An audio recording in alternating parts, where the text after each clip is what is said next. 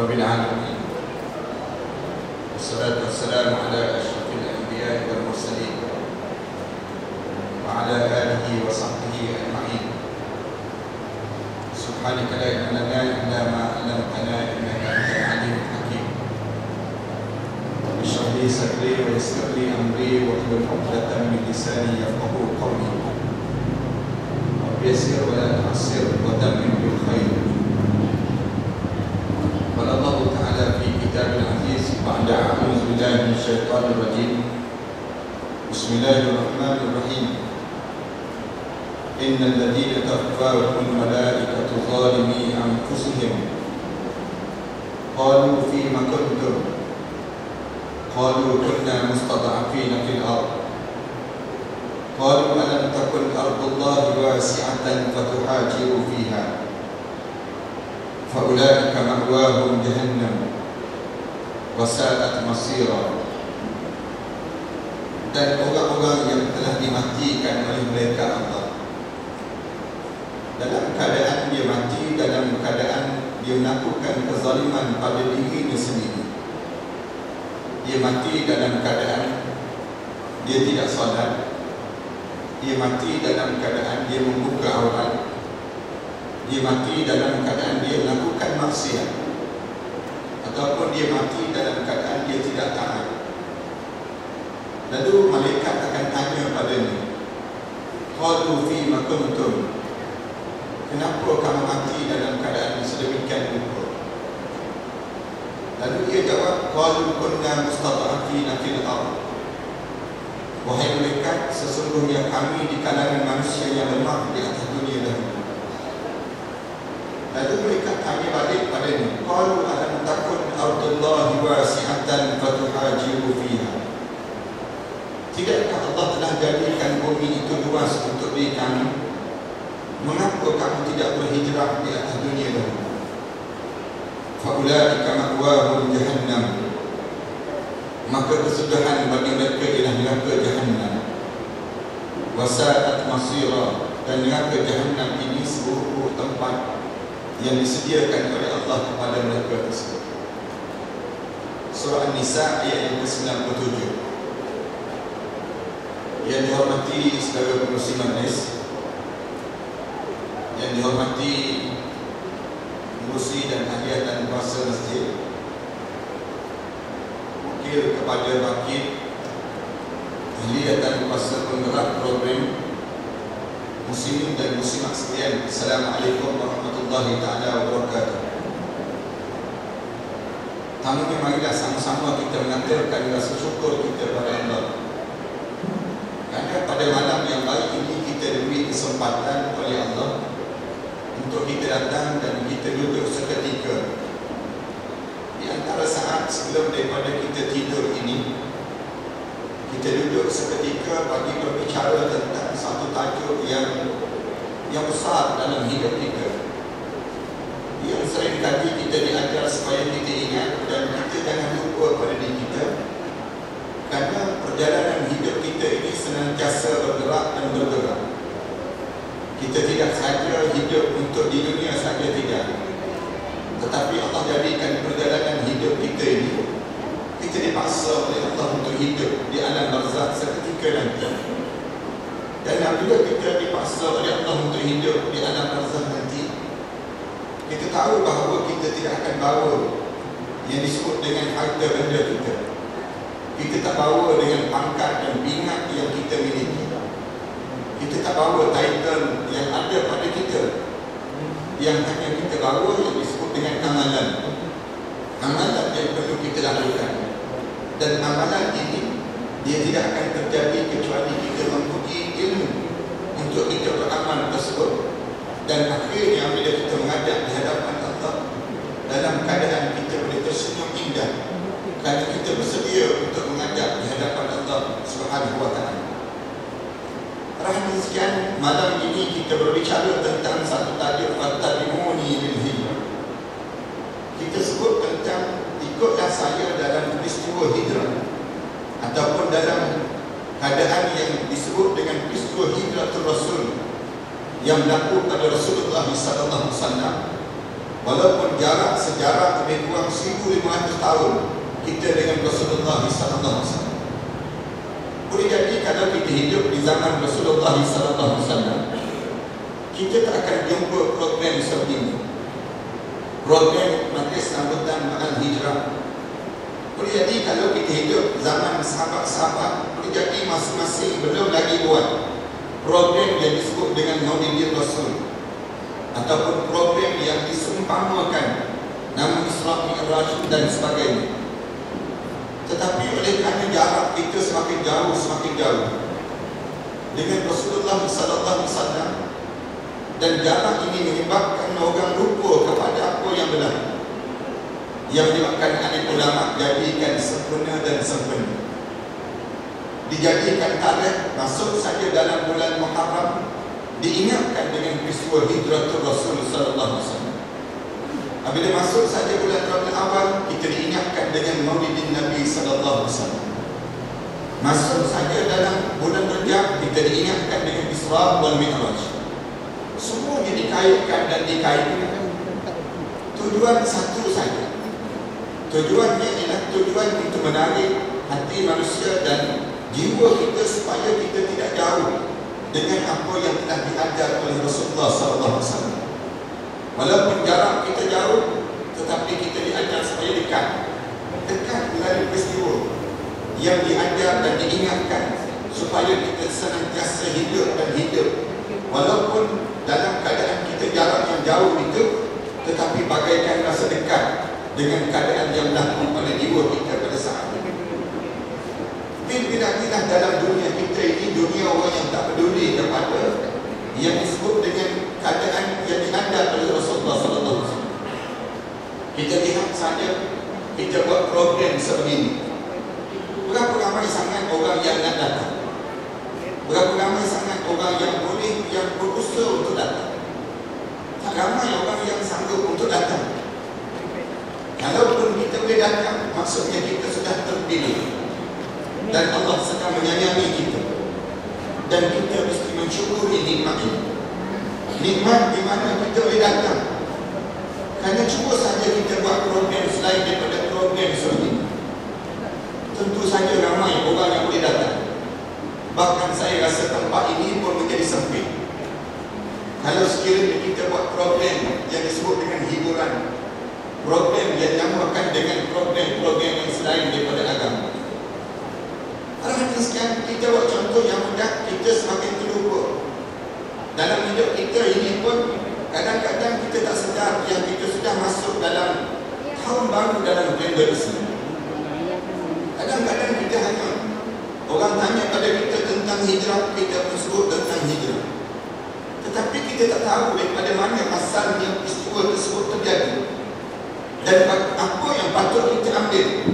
Dan kalau nak dikira dengan peristiwa hijrah, dia bukan berlaku dalam bulan Muharram, tidak, tetapi dia berlaku dalam bulan Rabiul Awal. Dia berlaku pada Rasulullah SAW. Berlaku di waktu mana Rasulullah mula 1 Rabiul Awal.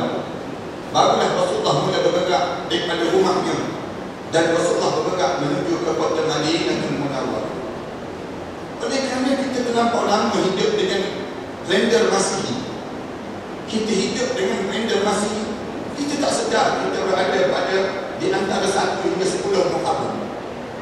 Masa yang paling bernilai pada kita, yang diajar dan disebut tentang bagaimana 1 hingga 10 Muharram ini di antara masa-masa yang diajar dan diingatkan pada kita, jangan kita buat maksiat. Dan kita terlupa yang bulan ini, bulan Muharram, di antara bulan yang disebut dalam Al-Quran, di antara disebut Al-Hurum, Syahrul Hurum, bulan-bulan yang diharamkan oleh Allah. Bulan-bulan yang diharamkan oleh Allah, Allah sebut dalam Quran, inna iddatash shuhur indallahi 12 syahra yawma khalaqas samawati wal ard minha arba'atun hurum. Allah sebut sesungguhnya bilangan bulan ini semenjak daripada Allah mula jadikan langit dan bumi ini sebanyak 12 bulan. Daripada 12 bulan itu, minha arba'atun hurum, daripada 12 bulan itu ada 4 bulan yang diharamkan oleh Allah. 4 bulan yang diharamkan oleh Allah pun kadang-kadang kita tak teringat. Dan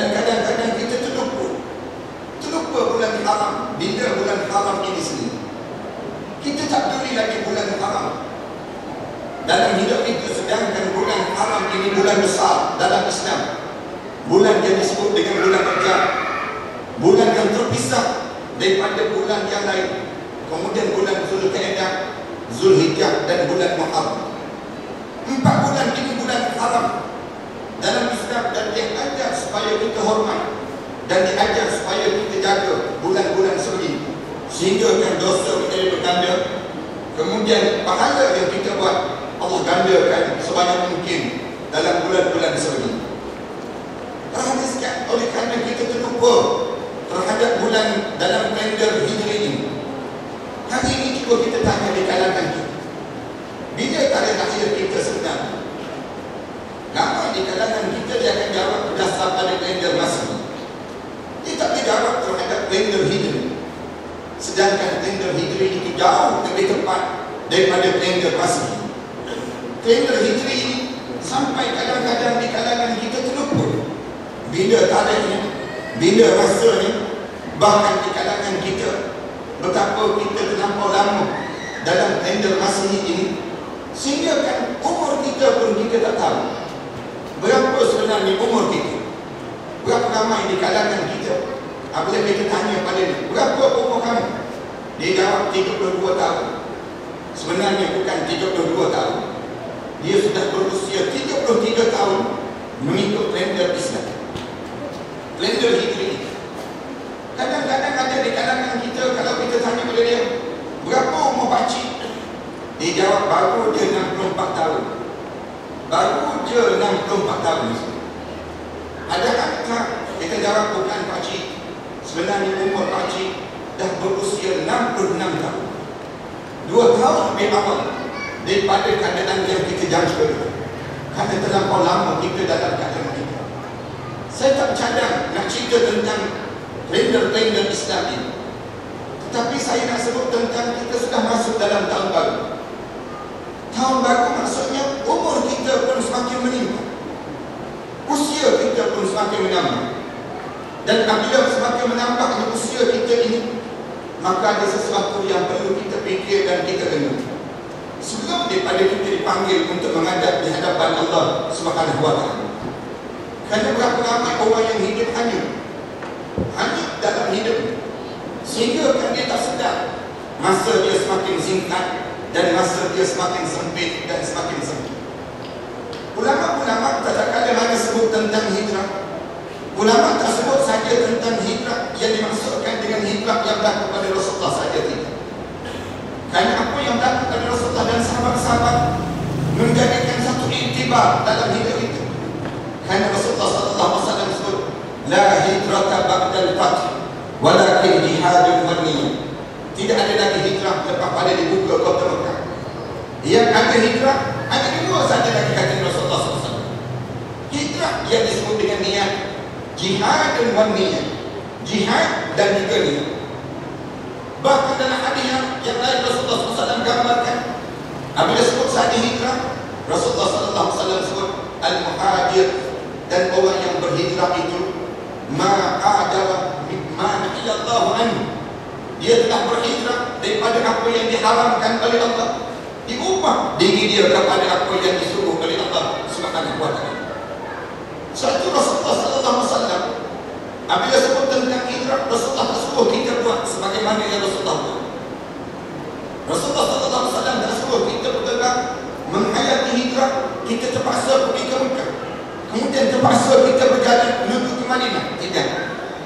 Rasulullah apabila sebut saja tentang hijrah, Rasulullah pesan pada sahabat-sahabat, Rasulullah suruh hayati terhadap apa yang diajar dalam peristiwa hijrah ini.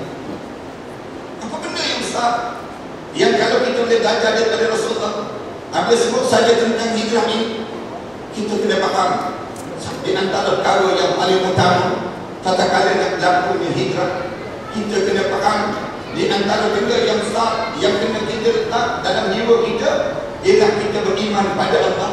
Tatkala mana kita beriman pada Allah, mula dan manusia mula membenci pada diri. Di antara benda yang paling besar yang kita kena letak begitu. Rasulullah SAW sama juga yang dihadapi oleh Rasulullah. Waktu mana mula-mula Rasulullah SAW nak melakukan hijrah, Tidak lain dan tidak bukan kerana kebencian yang mendalam di kalangan penduduk yang berada satu kampung dan satu negeri dengan Rasulullah sallallahu alaihi wasallam. Mula Rasulullah SAW terpaksa memilih tempat yang lain untuk membawa Islam. Bila sebut saja kita bawa Islam, kita kena berhadapan dengan ujian. Tak ada orang yang bawa Islam yang tak ada ujian. Sebut saja kita Islam, ada saja yang kita terpaksa lalui ujian-ujian yang banyak. Tuan-tuan baca dalam hadis Rasulullah sallallahu alaihi wasallam. Rasulullah SAW sebut al-mu'min baina khamsu syada'id. Orang mukmin dia akan lalui 5 ujian yang besar dalam hidup. Kamu sebut saja asyhadu an la ilaha illallah wa anna Muhammadar Rasulullah, ada 5 benda yang kamu kena lalui nanti. Ujian yang terpaksa kamu lalui. Rasulullah sallallahu alaihi wasallam sebut apa dia? Yang pertama, mukmin yuhsiduhu. Yang pertama, orang mukmin yang dengki pada kamu. Sama-sama mukmin yang dengki dengan kamu.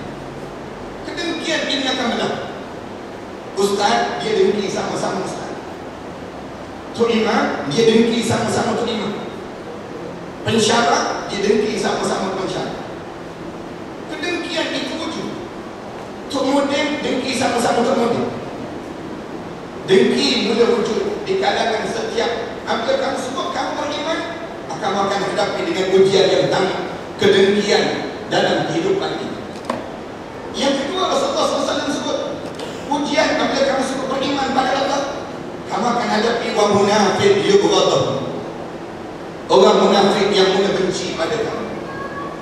Kamu beriman pada Allah ke? Ada je orang tak suka dengan kamu.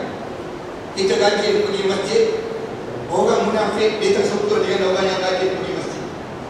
Dia tengok dia berbulu mata dia semua. Tengok orang yang rajin pergi masjid. Kita rajin pergi baca Quran, ada je orang yang tak suka dengan kita. Dia akan sebut terus, tu nak menunjuk-nunjuk dah tu. Rajin membaca Quran. Wa munafiq yubghadhu. Orang munafik yang benci pada kamu.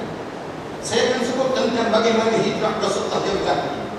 Kalau kita diberi kesempatan dalam kita memahami dalam peristiwa hijrah Rasul sallallahu alaihi wasallam. Yang ketiga, kata Rasulullah, kamu akan hadapi ujian. Wa kafirun yuqatiluhu. Orang kafir akan cuba membunuh kamu. Orang kafir tak suka dengan kamu. Kamu beriman pada Allah saja, orang kafir akan bunuh kamu. Bunuh kamu dalam erti kata apa ni? Ulama kata ada 2 pembunuhan. Yang pertama, pembunuhan karakter, ataupun pembunuhan yang disebut dengan yang namakan dengan kekuatan peribadi yang ada pada kita. Dibunuh nama baik kita, dirosakkan reputasi kita. Kalau tak berjaya, dibunuh dengan cara demikian. Dibunuh keadaan yang kedua, dibunuh jasad orang yang beriman itu sendiri. Kena bersedia keadaan ini. Rasulullah SAW berhadapan dengan keadaan ini. Sebut saja Rasulullah beriman pada Allah, wa kafirun yuqatilu. Orang kafir yang membunuhkan. Dan yang ketiga, yang keempat, kata Rasulullah, ujian yang terpaksa kamu lagi. Rasulullah SAW sebut, wasyaitan yudillu. Syaitan akan mencari jalan untuk menyesatkan diri kamu. Kamu beriman je, syaitan punya terus. Syaitan cari jalan terus. Jangan cepat nak bertaubat, bro. Lambat lagi nak mati, kata Rasulullah. Lambat lagi kita nak menghadap depan Allah. Syaitan cari jalan untuk menyesatkan kamu. Dan yang kelima, Rasulullah SAW sebut, wa nafsun tunazimuhu. Hawa nafsu kamu akan cuba menarik kamu untuk kamu tidak mentaati perintah Allah. Rasulullah SAW tak kala mana sebut saja tentang Islam. Di antara perkara yang pertama yang Rasulullah kenali, Rasulullah SAW terpaksa hadapi yang disebut dengan orang kafir yang tak suka dengan Rasulullah. Rasulullah SAW terpaksa mencari jalan penyelesaian terhadap ujian ini. Sahabat-sahabat, orang Islam di saat itu tak ramai. Jumlah kami lebih kurang 300 lebih saja. Satu riwayat kata 200 lebih saja orang Islam di saat itu. Dalam kami mula beriman pada Allah. Apabila mula beriman pada Allah, mula mereka merancang berbagai-bagai rancangan untuk membunuh Rasul. Allah sebut dalam Quran, wa idh yamkuru bikal ladzina kafaru liyusbitu aw yaqtulu aw yakhruju wa yamkuruna wa yamkurullah wallahu khairul makirin. Dan kami ingat balik ketika mana orang kafir mula berancang untuk melakukan pengkhianatan pada kami. Wa id yamkuru bikal ladzina kafaru. Orang kafir dah mula nak buat khianat pada kami, pada Muhammad. Ada 3 benda yang orang kafir nak buat pada kami. Yang pertama, liyusbitu, tangkap kamu dan penjara kamu. Aw yaqtulu, ataupun bunuh kamu. Aw yakhruju, ataupun keluar di daerah kamu, dicampak dan dibuang di daerah daripada keadaan pada tempat kamu tersebut. Lalu Allah sebut, wa yamkuruna wa yamkurullah. Mereka merancang, Allah juga merancang. Wallahu khairul makirin. Dan perancangan Allah itu yang terbaik dalam perancangan itu. Di waktu mana orang kafir dah mula tengok Islam, dah mula datang, dah mula gelombang orang nak pada Islam semakin banyak. Di waktu tersebut mereka mula merancang. Di waktu mana merancang ini, ulama-ulama sebut, kita boleh lihat bagaimana Allah mula letakkan rancangan mereka menjadi haba'an mansura, menjadi sia-sia saja, dan perancangan Allah itu jauh lebih baik daripada perancangan mereka tersebut. Macam mana dilakukan?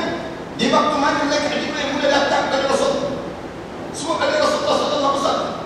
Di saat mana sebelum daripada ini sahabat-sahabat yang lain sentiasa menyebut kepada Rasulullah bagaimana mereka dikhianati, sembahyang dikhianati, nak buat benda yang disuruh oleh Allah dikhianati, bagaimana Bilal bin Rabah dizalimi dan dikhianati. Terbaca keluarga Sumayyah bagaimana dibodoh dengan besi yang panas daripada punggung sehingga tembus di tengkuk Sumayyah itu sendiri. Terbaca dalam keluarga Ammar bin Yasir, seorang-seorang dicampak dalam telaga yang dalam kawah yang mengegap, dalam keadaan seorang-seorang terjun dicampak dalam air yang mengegap tersebut, sehingga kan Rasulullah menangis mata Rasulullah.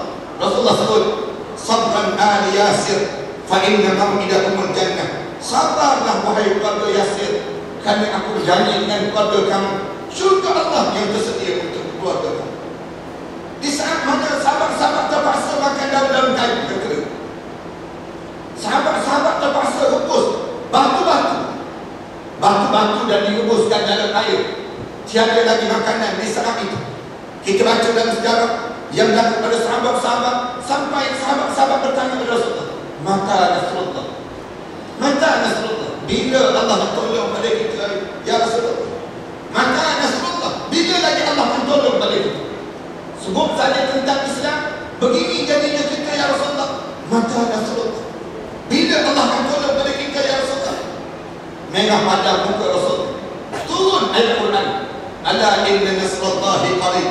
Hendaklah kamu tahu wahai Muhammad, dan baca dan sebutlah pada sahabat-sahabat kamu sebut, sesungguhnya pertolongan Allah itu semakin hampir dan semakin hampir.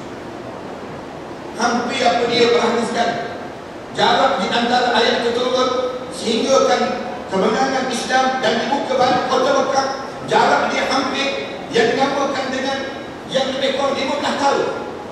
Kan sampai Allah kata dan dekat, pertolongan Allah semakin dekat, padahal jarak yang jauh lagi. Lalu sahabat-sahabat minta dengan Rasulullah, ya Rasulullah, kalau keadaan sebegini yang kita terpaksa hadapi ya Rasulullah, carilah tempat-tempat yang selamat kita ya Rasulullah. Rasulullah SAW benarkan sahabat untuk mula hijrah. Rasulullah kata, saya dipahamkan ada satu tempat yang paling selamat untuk kita hijrah, yang disebut dengan Habsyah. Kota Habsyah itu kota yang ada seorang Raja Najasyi, yang saya dipahamkan dia di antara raja yang baik dan juga raja yang mentaati perintah agama. Kamu hijrah ke sana.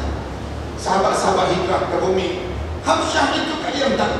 Dalam peristiwa hijrah sahabat-sahabat ini, hanya sengaja sebut sejarah ini supaya tuan-tuan boleh dengar betapa bernilai Islam yang kita miliki pada saat ini. Bagaimana sukar dia nak bawa Islam sampai pada kita pada saat ini. Sahabat-sahabat hijrah sampai di bumi Habsyah. Kemudian dipanggil sebut masing-masing kembali balik semula ke kota Mekah. Sebut pada Rasulullah, di Habsyah pun kami diganggu ya Rasulullah. Kami diganggu oleh orang kafir Quraisy ini yang datang ke tempat sana, kemudian cuba buat khianat pada kita pula ya Rasulullah. Rasulullah, pilihlah tempat yang baik ya Rasulullah. selain daripada kota Aisyah itu ya Rasulullah SAW mula berjalan dengan Zaid bin Harithah. Zaid bin Harithah menuju ke Taif, cari satu tempat yang bersama.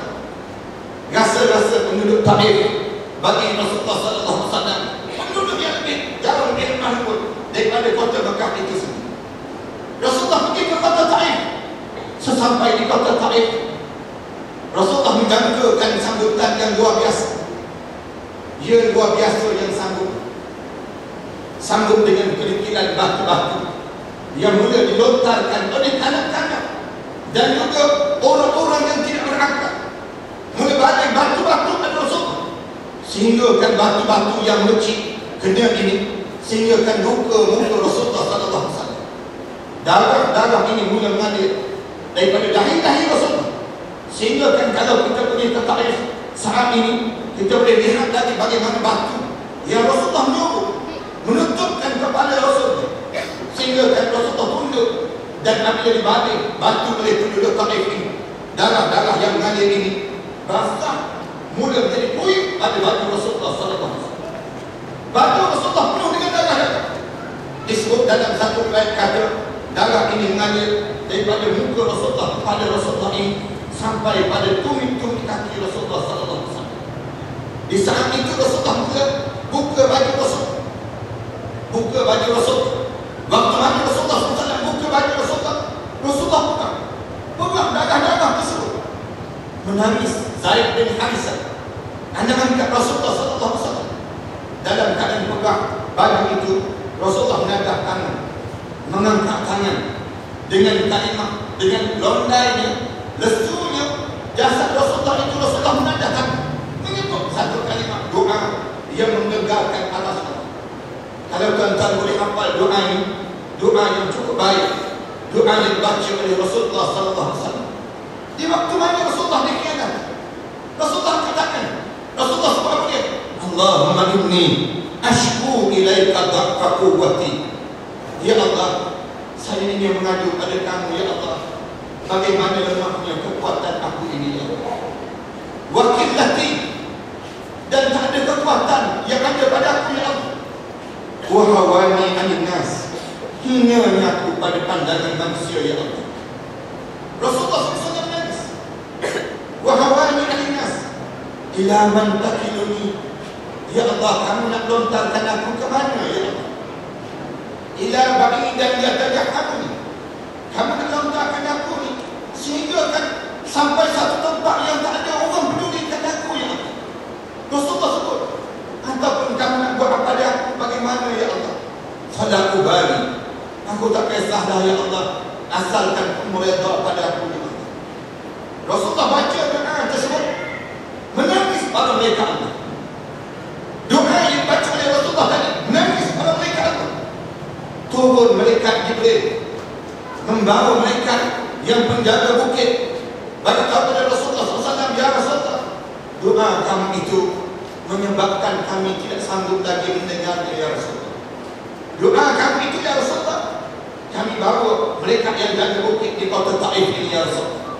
Kamu tolong tunjukkan pada kami penduduk mana yang kami perlu hempapkan mereka, dan kami hancurkan mereka. Rasulullah dengan penuh kasih sayang, Rasulullah SAW sebut, wahai Jibril, aku bukan mengharapkan generasi ini, wahai Jibril. Generasi ini mungkin saja tak dengar, tetapi aku yakin dalam sulbi-sulbi mereka itu mendengarnya daripada keturunan-keturunan mereka agama yang aku sedang bawa ini, wahai Jibril. Kalaulah kamu hapuskan mereka, hampirlah dalam sulbi-sulbi. Macam kalau kita sedang mendengar kuliah malam, dengar ceramah malam, boleh jadi kita dengar tak dengar, tetapi dalam sulbi kita, dalam keturunan kita, boleh jadi keturunan kita mereka. Ada orang yang lalu dalam, dia tahu malam ni ada ceramah, dia tak nak dengar, tetapi dalam sulbi dia, dalam keturunan dia, mungkin saja keturunan dia akan datang nanti, akan menerima ajaran agama berkat doa Rasulullah sampai hari ini. Kalau tuan-tuan pergi ke Taif, tuan-tuan akan dapat menikmati bagaimana kemurahan hati dan kelembutan tata budi bahasa yang indah yang datang daripada doa Rasulullah kepada penduduk Taif itu, sehingga kan hari ini penduduk Taif menjadi penduduk yang makhluk dalam mentaati perintah Allah Subhanahu wa taala. Pengalaman saya pergi ke Taif, sampai di Masjid Taif, solat di Masjid Taif itu, siap solat saja, ada orang Arab datang. Dia tengok kita datang dari Indonesia, dia datang dulu, ajak datang ke rumah. Jom datang ke rumah saya nak buat jamuan untuk kamu. Kita kata, kenapa? Saya datang dengan bas, 2 buah bas saya datang. Dia kata, saya nak sembelih unta seekor. Nak sembelih unta kerana kita datang. Suka jadi. Kita kata tak cukup seekor unta, 2 buah bas. Dia kata, kalau tak cukup aku sembelih 2 ekor unta. Nak sebut bagaimana melayangnya ni? Kerana mereka pesan daripada doa Rasulullah SAW. Satu doa ni kita kena faham dalam hidup kita. Jangan berhenti dalam doa. Kerana boleh jadi sekarang Allah tak mustajab, tetapi akan datang nanti Allah mustajabkan doa. Yang ni besar dalam ini. Apabila Rasulullah balik kembali, sahabat-sahabat tanya lagi, ke mana ya Rasulullah? Kalau dia tak boleh, di bumi ini pun tak boleh. Tiba-tiba satu kumpulan penduduk daripada Yathrib yang datang. Dalam keadaan yang mereka datang dan mendengar ucapan Rasulullah masuk dalam kemah musim haji. Tiap-tiap kali mana musim haji Rasulullah masuk dan cerita tentang Islam. Masuk kemah, kemudian dihalau keluar. Masuk kemah, dihalau keluar. Sehinggalah pada saat di mana Rasulullah nak lakukan hijrah ini, lalu Rasulullah SAW masuk dalam satu kemah, penduduk Yathrib yang datang. Di waktu itu belum lagi ditukar nama asalnya Yathrib, bumi yang kering kontan, dalam keadaan gersang, tak ada apa-apa. Lalu mereka diberitahu saja, apabila Rasulullah sebut, Ana Muhammad, aku Muhammad, Rasulullah. Dengar saja begitu, lalu mereka terus sebut, ya, kami pernah mendengar seorang Nabi yang akan datang di akhir zaman, katanya mereka. Nabi ini kami meyakini dan kami beriman. Lalu mereka berbaiat yang disebut dengan baiat Aqabah. Dalam perjanjian Aqabah yang pertama, kemudian berlaku perjanjian Aqabah yang kedua, yang menyebabkan berlakunya hijrah Rasulullah SAW. Sahabat-sahabat mula di waktu mana Rasulullah SAW kata, kita kena hijrah, tak boleh lagi berada di kota Mekah. Mekah bukan lagi tempat yang sah. Sahabat-sahabat mula hijrah. Apabila sahabat-sahabat mula hijrah, dalam keadaan sahabat-sahabat mula hijrah ini sendiri, lalu di waktu tersebut Rasulullah SAW tak berhijrah lagi. Orang yang pertama yang mula hijrah, kalian tahu siapa? Di kalangan sahabat Rasulullah SAW, namanya Mus'ab bin Umair, seorang sahabat yang indah pribadi. Mus'ab bin Umair, di waktu mana Rasulullah SAW suruh hijrah, Mus'ab bin Umair kata, ya Rasulullah, izinkan saya hijrah ke bumi Madinatul Munawwarah ataupun Yathrib. Rasulullah kata, ya saya benar. Kalian tahu siapa Mus'ab bin Umair? Sahabat Rasulullah daripada anak tunggal yang kaya di kalangan orang Arab Quraisy di Israel. Orang kaya, Mus'ab bin Umair. Bapa dia kaya meninggal dunia, tinggal ibu dia saja. Dan orang boleh kenal Mus'ab bin Umair hanya melalui dalam perjalanan dia saja. Di pasar, orang tak perlu berpaling untuk mengetahui Mus'ab bin Umair datang.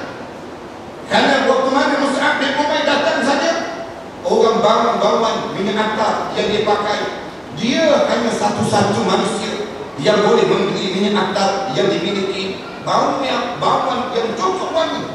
Dan dia memiliki bawang itu. Dan orang tahu Mus'ab bin Umair, anak orang kaya yang sedang berjalan dalam pasar kota Makkah ini sendiri. Lalu apabila mengenali Rasulullah dia masuk Islam. Apabila dia masuk Islam, Rasulullah SAW mengarahkan dia untuk berhijrah ke kota Madinah. Waktu mana dia masuk Islam saja, ibu dia tahu. Ibu dia sebut pada Mus'ab, kamu pulang balik kepada agama asal kamu. Kalau kamu tak pulang, harta kekayaan yang dimiliki oleh arwah ayah kamu dahulu, yang dimiliki, patutnya dimiliki oleh kamu, ibu tidak akan serahkan sedikit pun pada kamu. Mus'ab bin Umair tersebut. Katanya Mus'ab, wahai ibu, saya tidak lagi merasakan harta itu bernilai dalam hidup saya. Tatkala baru saya mengenali Muhammad Rasulullah, saya merasakan itulah nilai yang paling bernilai dalam hidup saya. Ibu tak bagi harta sikit pun saya tak kisah. Saya tak menjadi masalah dalam hidup saya. Waktu mana sebut saya demikian, ibu Mus'ab bin Umair berkata pada Mus'ab, wahai Mus'ab, kalau sekiranya kamu tak kembali juga pada agama asal ibu ini, agama asal kita ini, ibu tak akan makan, ibu tak akan minum. Mus'ab tersenyum. Hari yang pertama ibu dia tak makan. Hari yang kedua ibu dia mula tak bermain. Hari yang ketiga ibu dia tetap tak makan dan tak menyentuh makan. Minuman pun tak. Dalam keadaan tak minum tak makan ini, Mus'ab bin Umair tahu saja. Mus'ab bin Umair pergi dekat dengan ibu dia, bisik dekat telinga ibu dia. Ibu, kalau ibu memiliki usia dan ratusan tahun, ataupun ibu memiliki umur, hari ini ibu meninggal dunia, besok ibu hidup kembali, kemudian lusa ibu meninggal dunia kembali, kemudian pula ibu meninggal dunia balik, nescaya ibu tidak akan mengecapi lagi. Mus'ab tidak akan kembali pada ajaran agama asal yang pernah ibu lakukan dan ayah lakukan sebelum daripada ini. Mus'ab tetap bersama dengan Rasulullah SAW. Ibu dia apabila dengar saja itu, akhir ambil juga makanan.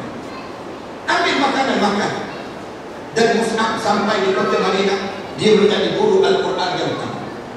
Mus'ab bin Umair, orang yang pertama berhijrah. Dan orang yang kedua dalam peristiwa hijrah Rasul sallallahu alaihi wasallam, sahabat Rasulullah sallallahu alaihi wasallam, Abdullah bin Ibn Maktum. Abdullah bin Maktum di antara sahabat Rasulullah sallallahu alaihi wasallam. Malam ni ada masuk sirah gini.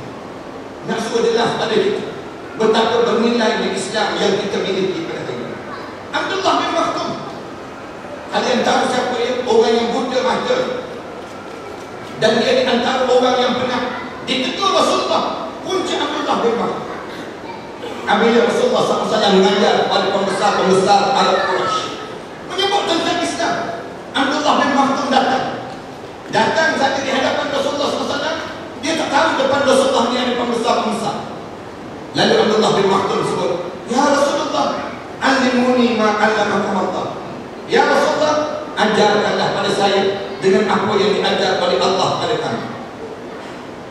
Rasulullah SAW dengar saja itu, Rasulullah paling itu masa muka Rasulullah. Rasulullah mengajar lagi pada orang kafir tersebut, sebut lagi tentang Islam. Abdullah bin Maktum, dia ingat Rasulullah tak perasan. Dia datang sebelah kiri Rasulullah. Datang sebelah kiri Rasulullah. Dia sebut, ya Rasulullah, alimuni ma'allamakum Allah. Ya Rasulullah, ajarkan pada saya dengan apa yang diajar oleh Allah pada kami tersebut. Rasulullah dengar saja, dia tinggikan suara itu, Rasulullah masam muka, Rasulullah paling pada tempat yang lain. Abdullah bin Maktum dia buta mata. Dia tak tahu Rasulullah paling ke tak paling. Lalu Rasulullah telah mengajar, sebut lagi tentang Islam pada orang lain. Abdullah bin Maktum, dia ingat Rasulullah tak perasan yang kehadiran dia. Lalu dia bergerak sebelah kanan Rasulullah. Apabila dia bergerak sebelah kanan Rasulullah SAW, dia tinggikan sikit lagi suara. Ya Rasulullah, alimuni ma'allamakum Allah. Ya Rasulullah, ajarkanlah pada saya dengan apa yang diajar oleh Allah pada kami. Rasulullah pusing lagi muka Rasulullah, masam wajah Rasulullah. Hari yang tiga ni, apabila Rasulullah SAW pusing itu, barulah bercucuran air mata Abdullah bin Maktum. Dia tahu Rasulullah tak nak pedulikan. Mula dia paling. Apabila dia paling saja, dia jalan balik saja, tiba-tiba turun terus ayat Al-Quran tadi. Abasa wa tawalla an ja'ahu al-a'ma wa ma yudrika la'allahu yazdakka. Kamu masam muka Muhammad. Abasa wa tawalla, kamu paling wahai Muhammad. An ja'ahu al-a'ma, ketika mana datangnya orang buta pada kamu. Wa ma yudrika la'allahu yazdakka. Kamu tahu tak hati dia itu jauh lebih bersih daripada hati orang-orang yang ada di hadapan kami. Allah mengetuk Rasulullah SAW. Rasulullah pergi peluk Abdullah bin Maktum. Rasulullah SAW peluk Abdullah bin Maktum. Rasulullah SAW sebut kerana kamulah dia menyebabkan Allah menegur aku, wahai Abdullah bin Maktum. Abdullah bin Maktum orang yang betul. Waktu mana dia berada di kota Madinah, mula-mula saja sampai dia ada pada sahabat-sahabat salat bacaan yang pendek-pendek dibacakan. Bacaan pendek awal mula-mula salat dibaca dengan ayat-ayat pendek. Inna a'tayna qul huwallahu. Baca ayat pendek-pendek. Siapa-siapa yang baca ayat pendek-pendek itu tanda dia sedang baru sampai daripada Mekah. Nak sebutnya gambaran baca ayat pendek-pendek. Sehinggalah waktu mana sampai orang yang tiga. Siapa yang sampai orang yang tiga dalam peristiwa hijratul Rasul yang disebut dengan Umar Al-Khattab radhiyallahu anhu. Umar datang dan Umar tidak datang seorang-seorang. Umar mula datang dalam keadaan 20 orang bersama datang di Sayyidina Umar. Anda cerita dari tuan-tuan boleh rujuk balik dalam kitab Hayatus Sahabat. Dalam kitab tersebut cerita panjang tentang hijratul Rasul dan sahabat-sahabat ini. Siapa anak-anak, siapa orang perempuan dan siapa yang ketiga ini. Orang yang ketiga yang datang ini, apabila datang saja yang ketiga ini di kalangan Umar dan ulama-ulama mula bertanya, kenapa Rasulullah katakan dengan Sayyidina Umar mula sebut dia nak hijrah, Rasulullah benarkan Sayyidina Umar hijrah. Waktu mana sebut Abu Bakar datang bagi kepada Rasulullah, saya nak hijrah ya Rasulullah, Rasulullah tak benarkan Abu Bakar hijrah. Kenapa dalam peristiwa hijratul Rasul Rasulullah tak berhijrah dengan Sayyidina Umar? Patutnya hijrah dengan Sayyidina Umar lah. Kerana Sayyidina Umar di kalangan sahabat Rasulullah yang paling garang. Tak garang Sayyidina Umar ini. Kalau kita baca dalam sejarah, garang dia nak masuk Islam pun ditambah kali dia terbiasa. Umar garang tak garang. Waktu mana dia nak hijrah ini, Sayyidina Umar tawaf sebanyak 7 kali di Baitul. Siap tawaf sebanyak 7 kali. Selesai dia tawaf 7 kali, Sayyidina Umar, orang lain semua hijrah dalam keadaan senyap-senyap. Sahabat-sahabat mula cuba untuk keluar daripada kota Mekah dalam senyap-senyap. Umar tawaf sebanyak 7 kali. Siap tawaf, dia ambil pedang, dia tunjuk mata pedang, dia tanya di kalangan orang Arab Quraisy, man minkum, siapa di kalangan kamu yang terasa dan tengok kepala dia terpenggal daripada jasad? Siapa di kalangan kamu yang terasa dan tengok isteri dia menjadi janda-janda kemudian dikahwini oleh orang lain? Siapa di kalangan kamu yang terasa dan tengok anak dia menjadi yatim piatu kemudian meminta-minta dengan orang lain? Tunggu Umar sudah pergi sana, Umar nak hijrah. Ulang-ulang ditanya, kenapa Rasulullah tak hijrah dengan Sayyidina Umar? Patutnya hijrah dengan Umar kan? Macam kita kan, kalau kita berjalan dengan orang berani, dengan kita jadi berani. Kita cuba kita duduk dengan kawan yang berani, kejap lagi kita berani. Kita duduk sedikit dengan kawan berani, memang kita jadi takut. Nampak muka bawah hati, misalnya contoh. Takut tak takut dia tu, nak gambarkan takutnya dia.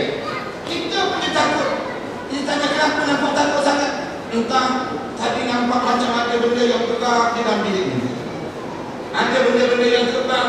Kita dah mula, ya ke kita semua. Mula kita berjangkit terus dengan penyakit takut.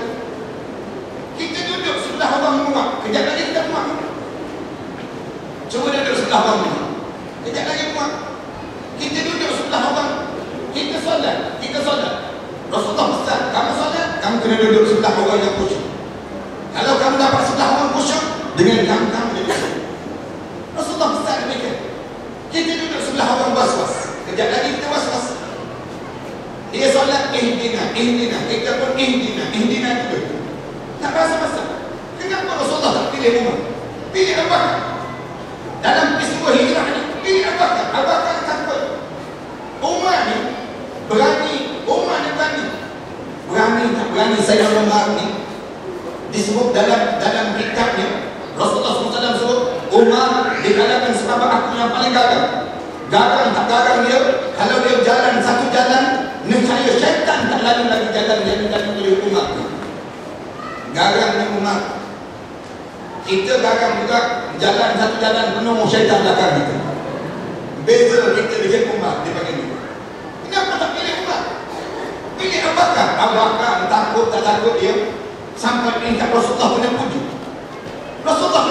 la takhaf wa la tahzan inna Allaha ma'ana.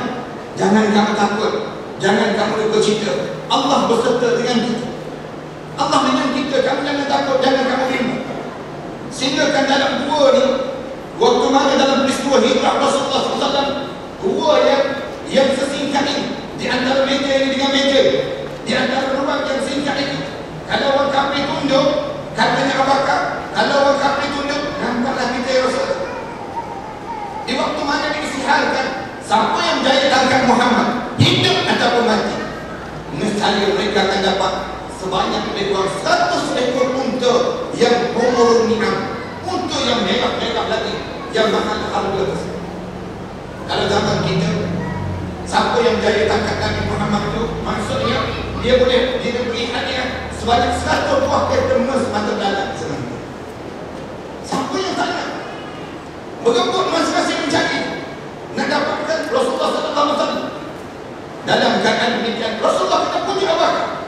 Waktu mana buat pilihan Abu Bakar, kamu nak baring ke kamu nak duduk? Kerana dua disempit, seorang saja boleh baring. Kalau seorang baring, seorang kena duduk. Abu Bakar kata, aku pilih duduk ya Rasulullah. Kemudian saya duduk ya Rasulullah, kemudian kamu baring ya Rasulullah. Rasulullah SAW mula baring di atas pohon Abu Bakar. Waktu mana baring di atas pohon Abu Bakar, Abu Bakar duduk selama 3 hari 3 malam dalam gua tersebut, dalam keadaan duduk. Rasulullah baring. Abu Bakar kata, aku dengar dengusan dan dengkuran Rasulullah SAW. Penatnya Rasulullah itu kedengaran dengkur, dengar dengusan, kerana penatnya Rasulullah SAW. Dan Rasulullah nak suruh, nak tenangkan Abu Bakar, jangan takut, jangan bimbang, aku boleh tidur ini. Allahu Akbar. Orang ni sekian tahu tak Abu Bakar ni siapa? Abu Bakar ni bapa mertua kepada Rasul. Rasulullah ni siapa? Rasulullah ni menantu kepada Abu Bakar. Allahu Akbar. Menantu tiga tak tahu bapa mertua saja. Mana ada tempat kita? Cuba try buat malam ini. Siapa-siapa yang dah rumah tangga di malam ni, balik rumah masing-masing, cari bapa mertua, bang, ambil sunnah sikit bang. Kita tak apa bapa mertua, rasanya bapa mertua mandang atas bawah. Budak ni dah lah anak aku, dia satu dengan aku pun dia satu. Kenapa Rasulullah SAW boleh buat sampai tahap ini? Kenapa Rasulullah tak pilih Sayyidina Umar? Ulama kata, kalau siapa yang nak menjadi menantu orang, jadilah bermenantukan bagai Rasulullah, bermenantukan pada Allah. Siapa yang nak menjadi mertua orang, jadilah mertua bagaikan Abu Bakar yang sedang bermentuakan kepada Rasulullah SAW. Indahnya hidup ini yang disusun oleh Rasulullah SAW. Siapa yang jadi sahabat, bersahabatlah yang tak pernah khianat pada sahabat sendiri. Hanya khianat pada sahabat sendiri. Abu Bakar waktu mana Rasulullah tidur, dalam saat mana Rasulullah tidur, tak nak kejut Rasulullah, tengok lubang-lubang yang ada, koyak baju rumah dia, masukkan baju di dalam lubang-lubang itu, bimbang-bimbang kalau ada gula dalam lubang tersebut. Kemudian apabila tiba-tiba waktu mana nak koyak-koyak, tengok ada satu sekolah yang betul-betul dekat dengan Rasulullah SAW untuk membantu Rasul. Abu Bakar ambil tangan dia, tutup lubang. Tak sempat nak koyak baju, ambil dengan tangan dia, tutup lubang tersebut. Ambil tutup lubang ini, tahan. Ular tersebut patut di tangan Abu Bakar. Abu Bakar tahan. Dalam keadaan tahan itu bisa ular tu naik, sehingga kan Rasulullah SAW mula merasakan titisan air daripada pipi yang disebut dengan Abu Bakar ini. Abu Bakar mula mengambil nama, tak boleh nak tahan, sakit sana, sakit menahan, patukan ular ini, tak kejut Rasulullah sedang bagi. Allahu Akbar. Apabila Rasulullah terjatuh, Rasulullah tanya, mana ya Abu Bakar? Apa yang berlaku pada kamu, hai Abu Bakar? Abu Bakar jawab apa ini? Tak ada apa-apa ya Rasulullah. Tidur dan rehat dah Rasulullah. Tidur dan rehat. Rasulullah tidur. Abu Bakar memikir. Kata Rasulullah. Rasulullah pegang tangan Abu Bakar. Kini ada ular. Rasulullah pegang ular tersebut. Rasulullah campak keluar dan Rasulullah ambil tangan Abu Bakar.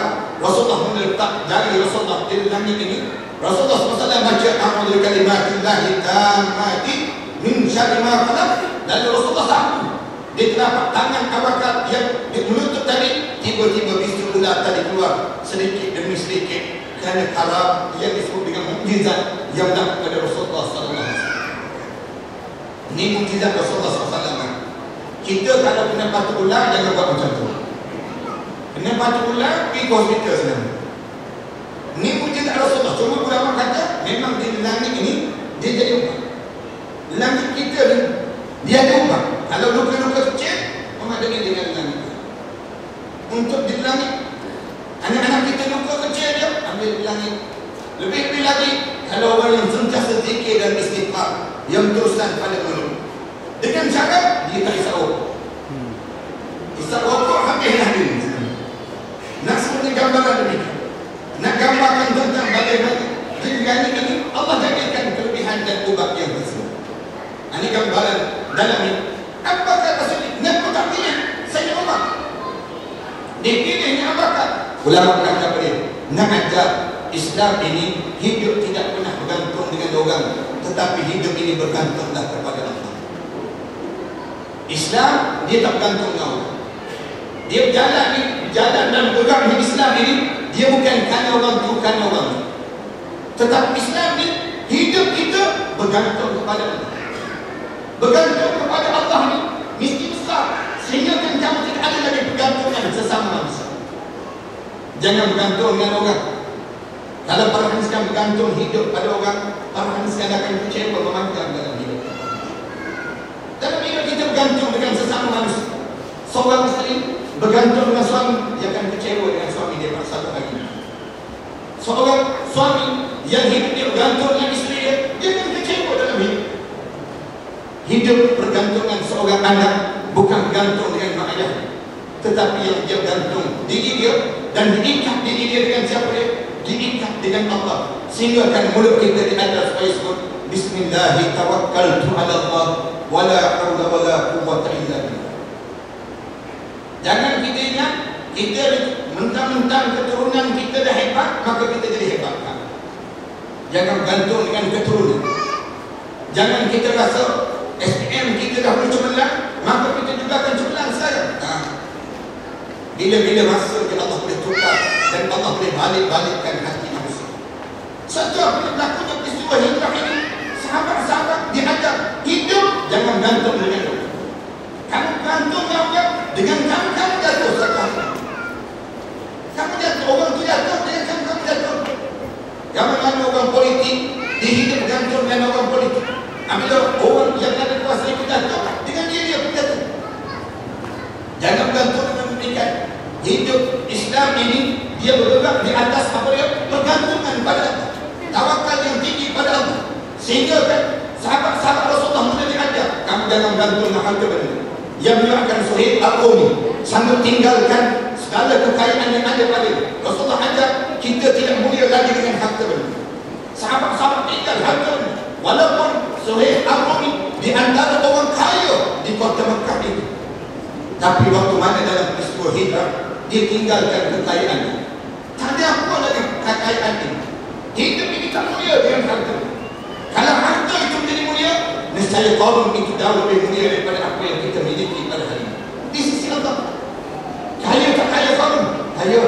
Yang bawa anak kunci gedung kekayaan Qarun sebanyak lebih kurang 400 ekor pun. Yang bawa anak kunci gedung kekayaan Qarun. Tapi bagaimana Allah jadikan pada Qarun? Allah tenggelamkan Qarun dalam muka bumi ini sedalam 70 hasta setiap kali mana terbit matahari. Terbit je matahari, tenggelam 70 hasta. Terbit lagi matahari, tenggelam lagi 70 hasta dalam muka bumi ini. Datang orang lain kita sibuk buat program mencari harta Qarun ini. Elok Qarun tenggelam, kita sibuk cari. Jangan gantung dengan jawatan. Jangan. Islam tak pernah memuliakan orang dengan jawatan. Jawatan tidak memuliakan hidup. Jawatan itu amanah. Wa innaha yawmal qiyamati nadama. Dan kebanyakan orang yang pegang jawatan itu, dia menyesal dengan jawatan dia di pada masyarakat. Jangan rasa mulia dengan jawatan. Sahabat-sahabat tak diajar kamu dengan jawatan.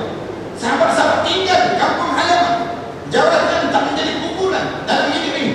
Kalau ukuran jawatan itu menjadi mulia, nescaya mulialah Fir'aun itu. Rasulullah sebut Fir'aun itu jadi mulia. Kenapa? Kerana Fir'aun jawatan dia besar. Besar tak besar jawatan Fir'aun ini, sampai peringkat dia mengaku jadi Tuhan. Dia sebut ana rabbukumul a'la, aku Tuhan yang paling agung. Waktu mana dia mengaku jadi Tuhan, terkejut iblis. Iblis terkejut. Kata iblis, aku sendiri pun tak mengaku jadi Tuhan, kata iblis. Ada juga manusia yang hidup mengaku jadi Tuhan. Fir'aun kenapa dia tak mengaku, dia boleh mengaku jadi Tuhan? Hidup dia tak pernah rasa. Fir'aun kencing manis tak pernah kena, darah tinggi tak pernah naik, gaul lagi tak ada. Fir'aun tak pernah disebut dalam kitab tak pernah bersin pun tak pernah, sesama tak pernah. Fir'aun tak pernah sesama babi lagi tak pernah. Nak sebut Fir'aun tak pernah dalam hidup Fir'aun. Nak gambar tentang hidup Fir'aun disebut dalam satu kitab. Fir'aun menguap pun tak pernah, menguap pun tak pernah. Allahu Akbar. Kita dah cuba tunggu kejap-kejap lagi, tunggu kejap-kejap lagi, menguap terus tak boleh. Tapi jangan pula tak menguap. Orang tanya kenapa tak menguap, lawan Fir'aun sekali. Nak lawan Fir'aun dia, nak gambarkan pada dia hidup dimuliakan apa dia? Rupa balas. Dan sahabat-sahabat mulai diajar, kamu jangan rasa rupa balas menjadikan kamu jadi mulia. Dan kamu tak cantik kerana rupa balas kamu. Allah tak pernah muliakan orang dengan rupa balas. Kamu cantik macam mana pun, bagaimanapun kamu rasa, kamu tak muliakan rupa balas. Kalau rupa balas itu menjadi nilai ukur di sisi Allah, nescaya hinalah Bilal bin Rabah. Bilal bin Rabah, sahabat Rasulullah SAW yang hitam kulit, tetapi Allah muliakan Bilal sehingga namanya dikekalkan pada muazzin sampai pada hari. Muliakan Bilal sampai suara dia kedengaran sampai ke arah Allah. Muliakan Bilal, telapak kaki dia kedengaran dalam syurga Allah, di mana sahaja Rasulullah SAW berada. Di waktu mana peristiwa yang disebut dengan Isra Mi'raj Rasulullah SAW. Muliakan rupa balas. Kalau rupa balas itu menjadi nilai ukur di sisi Allah, Rasulullah ajar, nescaya ada lagi yang bercukup dapat Bilal. Siapa dia? Sa'ad bin Mu'az. Sa'ad bin Mu'az hitam kulit. Hitam kulit dia jauh lebih hitam daripada Bilal bin Rabah. Kalau dia duduk sebelah Bilal bin Rabah, putih Bilal bin Rabah. Nak sebutnya hitam sungguh lah, bukan hitam biasa, hitam metalik senang hitam. Sa'ad bin Mu'az, tetapi waktu mana dia gugur syahid, bergegar arah Allah, menangis para mereka. Sahabat-sahabat ini diasuh dan dididik oleh Rasul. Berapa yang menyebabkan kamu jadi mulia dalam hidup kamu, sehingga kan sahabat tinggal kamu halaman kerana nak jaga satu bendera. Nak jaga satu bendera. Apa dia? Nak jaga hidayah yang telah dicampakkan oleh Allah dalam hati masing-masing. Hidayah ni yang dimaksudkan, hidayah maksudnya bimbingan Allah. Allah kalau dia mula sayang pada kita, tanda yang pertama yang kita dapat apa dia? Dapat hidayah. Dapat hidayah Allah sedang menyayangi. Kan kita semua dapat hidayah. Allah pilih yahdi man yasha'u ila siratal mustaqim. Aku pilih orang tertentu untuk diberi hidayah ke jalan yang lurus. Contoh yang mudah, orang tak dapat hidayah walaupun dia dekat dengan sumber hidayah, tapi dia tak dapat hidayah. Siapa dia? Abu Talib sampai peringkat Rasulullah pujuk Abu Talib mengucap makcik sebut asyhadu an la ilaha illallah. Dekat nak meninggal dunia, dia lempas Abu Talib, padahal dia tak kenal Rasulullah. Dia kenal tangan Rasulullah SAW, pujuk dia, pujuk Abu Talib, pakcik tolonglah pakcik sebut. Dia lempas Abu Talib, Muhammad, aku tahu syurga itu betul, neraka itu betul, segala apa yang kamu sebut itu betul, tapi biarkan aku masuk dalam keadaan tak beriman. Tolong Rasulullah, angkat tangan Rasulullah, doa kepada Allah, ya Allah tolong selamatkanlah pakcik aku ni, ya Allah. Turun ayat Quran, tegur Rasulullah SAW, innaka la tahdi man ahbabta walakin Allah yahdi man yasha. Wahai Muhammad, kamu tak layak memberi hidayah pada siapa yang kamu sayang, tapi Allah lah yang layak memberi hidayah pada siapa yang Allah hendak. Nak sebut ada kita ni hidayahnya apa? Bimbing. Macam kita kan lagi Ramai mana yang tahu hari ini ada ceramah, tapi berapa ramai yang boleh datang? Hidayah Allah tak mudah. Tak semua orang dapat. Kita buat contoh yang mudah. Bangun tahajud mana? Bangun tahajud mana? Siapa yang berani menafikan tak penting bangun tahajud mana? Semua orang akan kata penting bangun tahajud mana? Tapi boleh bangun ke? Tak boleh. Tak boleh. Kita tanya pada kawan-kawan kita, boleh bangun? Tak boleh. Kenapa tak boleh? Belum nak tidur makan je. Lepas tu dah tidur memang tak boleh bangun. Orang saya ni Ustaz, kalau orang tak kerja, lusa pula baru bangun. Susah dia nak bangun. Nak sebut punya payah ni. Kenapa payah nak bangun? Saya tidur, sebelum tidur saya makan. Lepas tu susah nak bangun. Dia kata kalau begitu, jangan makan sebelum tidur. Jangan makan sebelum tidur. Nak tidur je jangan makan. Dia pernah balik. Kalau tak makan pun tak bangun juga. Tak makan pun tak bangun. Kita tanya kenapa payah bangun? Saya ni Ustaz, sebenarnya memang keturunan tak bangun-bangun. Senang dia dijawab. Maknanya dia tak dapat hidayah. Kita kata betul, kamu tak boleh bangun kan? Tak boleh bangun. Dia tak boleh bangun. Baik, kita tadi sekali. Duha, salat duha. Kamu buat alasan tak boleh bangun kerana kamu tidur. Baik, waktu duha main tidur. Salat, tak salat juga. Menandakan apa dia? Menanda Allah tak bagi hidayah. Quran, siapa berani yang mengatakan bahawa tak penting baca Quran? Tak penting baca Quran. Semua orang kata penting baca Quran. Tapi berapa ramai di kalangan kita tak boleh baca Quran? Tak boleh baca Quran, terlibat dia bila buat nanti je. Orang tanya pada dia, kamu tak baca Quran? Tak. Habis kita kalau mati nanti, macam mana nak buat? Tak apa, orang tu nak baca. Ya. Orang lain tu nak baca untuk dia. Dia tak rasa dia tak boleh baca Quran. Dia tak boleh jawab depan Allah. Tuan-tuan, kalau tuan-tuan tak boleh baca Quran, tuan-tuan mati malam ni, masuk ke dalam kubur, tuan-tuan tak boleh baca Quran, confirm tak dapat depan Allah. Tak lepas. Masuk ke dalam kubur, mereka tanya terus, Quran boleh baca Quran? Quran boleh baca? Bro, boleh baca bro? Boleh baca Quran? Tak boleh. Kamu buat apa dia tadi ni? Kamu buat apa dia tadi ni? Facebook boleh baca? Facebook boleh baca? Quran tak boleh baca. Quran tak boleh baca. Nak jawab apa dia depan Allah? Baik, menangis sekarang daripada menangis dalam kubur nanti.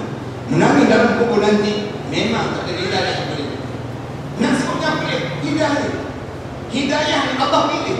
Pilih pada orang Tuhan untuk diberi hidayah. Sahabat-sahabat hijrah ni kunci apa dia? Mereka berhijrah kerana nak jaga hidayah. Sampai di Madinah kerana hidayah ini mereka boleh bertolak langsung. Sampai di Madinah mereka tahu nilai hidayah tadi. Bayang sesampai saja di kota Madinah, Rasulullah SAW sampai di kota Madinah, Rasulullah SAW sebut tanah ini sesuai untuk kita buat masjid. Tanah yang paling sesuai nak buat masjid Nabawi sekarang ni, tampak masjid Nabawi tersebut, Rasulullah kata tanah ini tanah yang paling sesuai untuk buat masjid. Dengar saja begitu, Rasulullah kata, sahabat-sahabat, siapa pemilik tanah ini? Kita bayar tanah ini, kemudian kita buat masjid di tanah ini. Lalu sahabat-sahabat berpandangan, pandang tunduk, pandang semua tunduk. Rasulullah tanya, kenapa? Kenapa dengan kalian? Sahabat-sahabat jawab, ya Rasulullah, tanah ini milik anak yatim piatu ya Rasulullah. Tanah ini milik anak yatim piatu yang dia baru meninggal dunia, ibunya yang terakhir bulan yang lepas, dan dia memiliki tanah ini saja ya Rasulullah. Ya Rasulullah, apakah kita boleh ganti dengan tanah yang lain? Sahabat tanya Rasulullah SAW. Rasulullah SAW jawab terus, panggil kanak-kanak tersebut, panggil anak yatim piatu itu. Habis dipanggil saja di hadapan Rasulullah SAW. Rasulullah SAW sebut, wahai anak, sesungguhnya tanah ini tanah yang sesuai untuk kami buat masjid. Apa pandangan kamu kalau sekiranya kami bayar tanah ini, kemudian kamu beli tanah yang lain dan kami gantikan daripada tanah yang sesuai ini untuk dibuat masjid? Adik-beradik dua orang ini, yatim piatu ini, pegang tangan adik dia yang usia 9 tahun, abang dia yang usia 15 tahun, pegang tangan adik, bagi tangan sebut, ada Rasulullah, birruhid dam, nafiduka ya Rasulullah. dengan darah dan roh kami gadaikan untuk kami ya Rasulullah. Ambillah anak ini, dibuat masjid ya Rasulullah. Sahabat-sahabat menangis, sahabat-sahabat. Allahu Akbar. Ada orang yang sampai pinggat-pinggat. Sahabat-sahabat dengar saja, Rasulullah katakan, tak, kita tak akan lakukan demikian. Saya tak nak orang sebut Muhammad telah merampas harta dan yatim dia. Sahabat-sahabat, kita kumpulkan duit dan bayar dan kita jadikan tanah ini untuk dibina masjid dan sampai hari ini menjadi Masjid Nabawi itu. Aneh sekali kalau dibincangkan tentang hijrah Rasul sallallahu alaihi wasallam ini. Panjang dalam perbincangan. Ulama-ulama sebut tentang hijrah Rasul ini banyak. Tetapi madanilah kalau boleh saya simpulkan sikit. Dalam perbincangan kita ini, kalau kita masuk hijrah, orang ulama kata tidak lagi hijrah untuk dunia. Tetapi hijrah untuk apa dia? Hijrah untuk kita bersedia untuk menuju ke syurga. Kalau orang tanya kepada kita, di mana kita nak mulakan hijrah? Di mana kita nak mulakan hijrah? Lalu kita dijawab, apabila kita sudah mula meyakini yang kita sudah menjejaki kaki ke syurga Allah, maka berhentilah daripada dunia. Hijrah bermakna bila sekarang sampai bila jangan berhenti berhijrah selagi mana kaki kita belum menjejak kaki ke pintu syurga. Kalau kita tak boleh masuk dalam syurga Allah, jangan berhenti daripada hijrah. Nak tahu kita boleh masuk syurga tak boleh masuk syurga? Senang. Malam ni balik ke rumah masing-masing. Yang ada isteri duduk depan isteri masing-masing. Yang ada kawan duduk depan kawan masing-masing. Pergi duduk jauh sikit daripada anak-anak, jauh sikit kat kawan-kawan. Pergi tepi-tepi longkang, dia romantis sikit. Tanya dia satu soalan pada kawan-kawan kita ataupun yang disebut dengan pasangan hidup. Tanya pasangan hidup dia. Yang cuba tengok muka abang ni. Abang ni, kalau abang meninggal dunia malam ni lah, gamak-gamak besok abang dalam syurga tak? Tanya dia soalan tu. Dia orang rumah mandang atas bawah, atas bawah.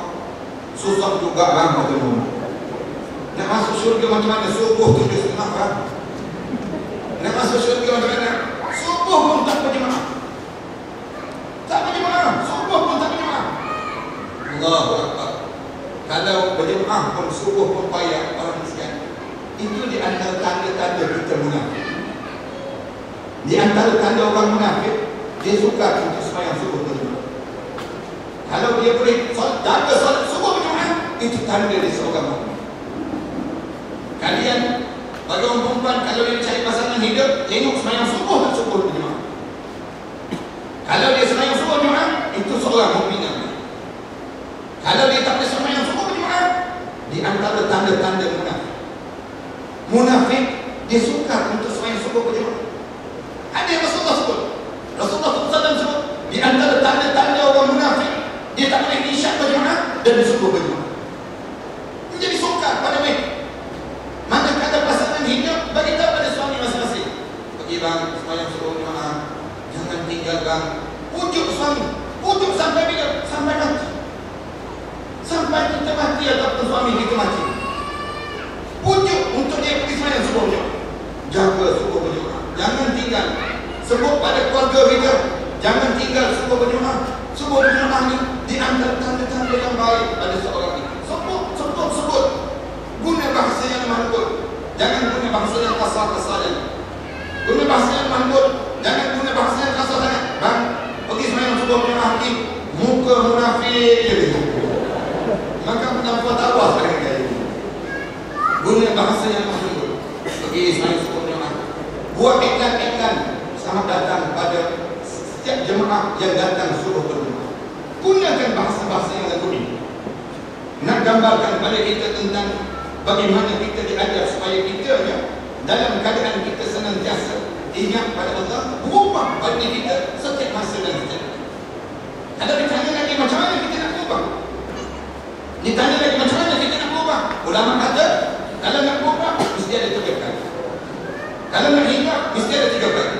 Yang pertama, mesti dia ada yang disebut dengan ilmu untuk dia nak berubah. Tahu untuk yang dia perlu. Dia kena ada tahu. Tahu maksudnya, dia kena ada untuk dia nak hijrah ke mana. Nak hijrah ke mana? Kalau tanya nak hijrah ke mana, saya jawab tadi, hijrahlah ke dalam syurga. Selagi mana kita tak ada jaminan untuk dalam syurga, maka kita jangan berhenti daripada berhijrah dan berhijrah untuk menuju ke syurga. Sebab tu kita dah tahu dah orang yang ahli syurga, orang yang ahli neraka ni, Rasulullah SAW dah sebut dah awal-awal lagi. Apabila sahabat tanya Rasulullah, ayah ahli jannah, ahli neraka, ya Rasulullah, boleh tak kita kenal orang yang ahli syurga ataupun orang yang ahli neraka? Lalu Rasulullah kata, qala na'am. Rasulullah jawab, ya, kita boleh kenal orang yang ahli syurga, orang yang ahli neraka. Lalu sahabat tanya balik Rasulullah, ya Rasulullah, falimada ya'mil amalu, buat apa lagi kita nak beramal ya Rasulullah? Kalau kita dah tahu dah orang ahli syurga, orang yang ahli neraka? Rasulullah jawab lagi, kulli ma yusira khuliqalah, dan Allah permudahkan jalan mana yang dia sedang memilih. Orang yang ahli syurga, dia akan rasa seronok dengan benda yang disuruh oleh Allah. Baca Quran dia rasa indah, bangun tahajud malam dia rasa nikmat, dia berada majlis ilmu dia akan rasa seronok. Dalam hidup dia, ni tanda-tanda ahli syurga. Orang yang ahli neraka, dia tak rasa seronok dengan amal ibadah. Bahkan Allah mudahkan jalan maksiat yang dia lakukan. Dia nak buat maksiat, Allah bagi. Falamma nasu ma zukiru fatahna alaihim abwaaba kulli syai. Allah buka segala pintu maksiat yang dia lakukan. Hatta iza farihu, sehinggalah kemuncak dia buat maksiat tersebut. Seronok ni, bonceng lelaki dan perempuan, tak boleh lagi halal haram. Seronok, tuah-tuah seronok. Akhazna baghtatan, aku tarik dalam keadaan mengejut. Fa iza hum mublissun, di waktu itu dia mati dalam keadaan tak bersedia, tercengang-cengang dia menghadap di hadapan. Masuk dalam kubur tu terkejut, mati aku dalam keadaan dia tak bersedia menghadap kepada. Ulama kata yang pertama dia kena ada perasaan tahan. Yang kedua nak ubah juga, dia kena ada hikmah ataupun kemahaman.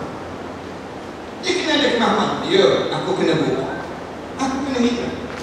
Kena ada perasaan hikmah. Hikmah ni perasaan nak supaya perubahan. Aku tak boleh berubah, biarkan dalam keadaan ini. Kemudian yang ketiga, ulama sebut, yang ketiga, dia kena ada sokongan dan dukungan untuk dia berubah. Mesti disokong untuk berubah. Berubah ni mesti diberi sokongan. Sahabat-sahabat kita datang masjid, kita pun sebut alhamdulillah. Malam besok jangan lupa kita datang lagi. Malam besok datang lagi. Bagi sokongan. Jangan pula kita ubahkan dia. Datang ke sahabat ke masjid, kita pun sebut dunia yang ada. Kita tanya balik dia. Maknanya kita tak ada sokongan langsung. Jangan. Bagi sokongan. Dan sokongan ini menyebabkan perubahan dan hijrah itu berlaku. Yang ini nak disebut dalam hidup kita apabila kita dah sampai peringkat ini. Anda rasa selama ini mudah-mudahan hampir sejam lebih dalam cakap ini. Dan kita akan buka sesi soal jawab seketika. Dan anda tak boleh nama sangat kerana pagi-pagi besok tadi anda kena berangkat ke Tokyo dah. Anda kena ceramah lagi di Tokyo besok, di Jepun senang kita. Dan ada program dengan pelajar-pelajar di Jepun pula. Mudah-mudahan kita jadikan kebaikan daripada pertemuan yang kita lakukan pada malam ini. Terima kasih atas kesempatan yang bermanfaat ini. Mudah-mudahan Allah panjangkan usia kita dan Allah masukkan kita ke kalangan hamba Allah yang saleh. Aku lupa lihat. Assalamualaikum warahmatullahi wabarakatuh.